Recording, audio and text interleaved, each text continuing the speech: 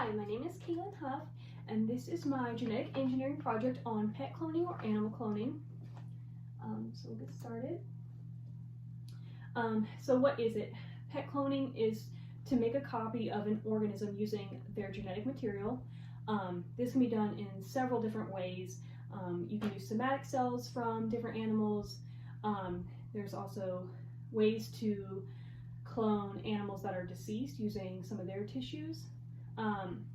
So how does gene cloning work?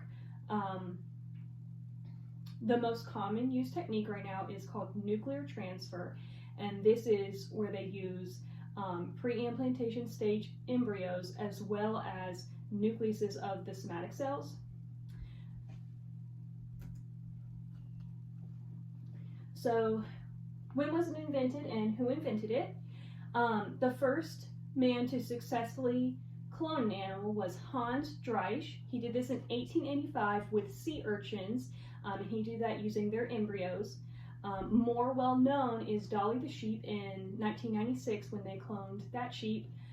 That one got more publicity, but it was the same technique used as Hans did in 1885 with the sea urchins.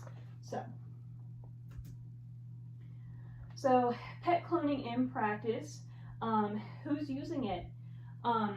They have cloned some pets, such as cats, and have sold them.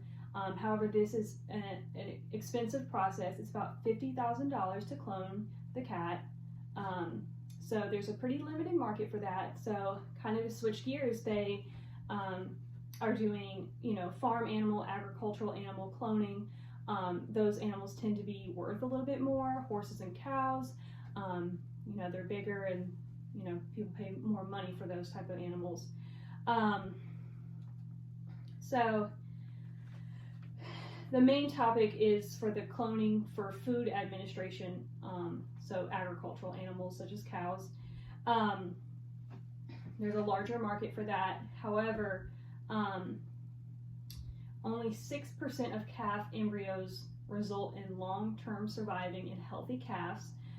So it's really not an efficient process at the moment.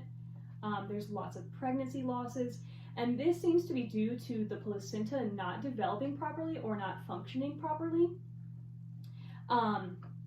There have been some tests showing that there are abnormalities in the cloned animals.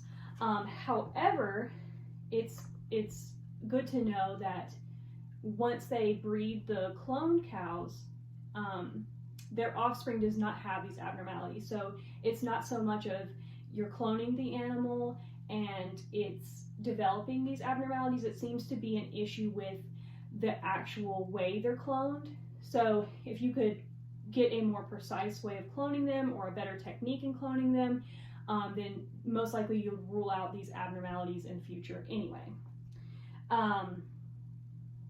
So that's encouraging.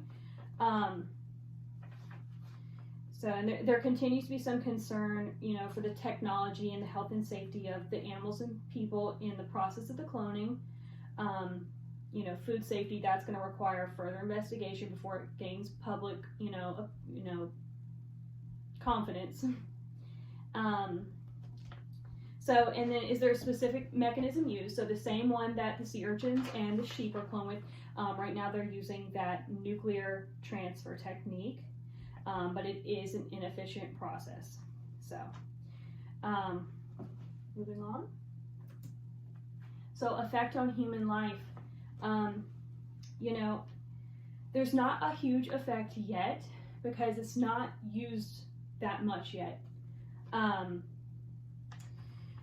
However, there's going to be a big market in the future probably for it because farm animals have significantly helped human life. We're living longer because we have access to food. These animals have helped us improve our nutrition. They help us provide clothing for ourselves.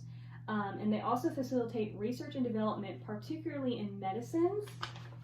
And the shortage of human cells for research, they bridge that. And so we're able to use animal tissues and organs for therapeutic proteins. So, kind of interesting. Currently, some of this technology is in use. There's also, you know, more so, a lot of them are in preclinical trials.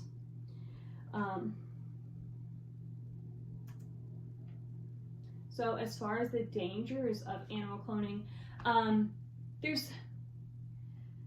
there's not a lot of danger to humans per se. The cloned animals with, you know, those abnormalities that we're seeing don't seem to be linked to any issues that we would end up having with eating them. You know, they do require a lot of equipment as well as highly trained professionals in doing the process of cloning.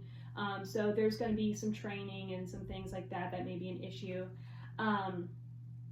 But other than that, the main concern is, you know, for the welfare of the animals as well as food safety in the future.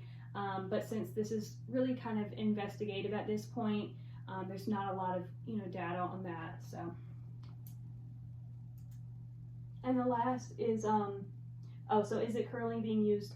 No, not really. Not in Food Administration. You're not eating a cloned cow at the moment, but probably in the future, once they get some stuff sorted out, it'll be more in there. So are there ethical concerns regarding this? Yes, that seems to be the main issue. And the concern is for the animal safety and food safety. You know, people have a lot of concern about that. So the animal welfare impact is the main ethical concern for gene cloning, for animal cloning and pet cloning. And then that is my citation page.